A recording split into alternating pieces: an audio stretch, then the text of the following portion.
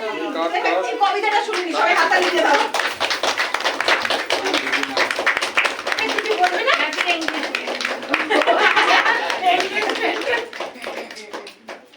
শেষ হয়ে গেল।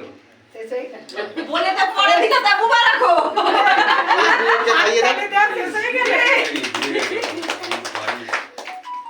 এটা এখানটায় রাখলাম।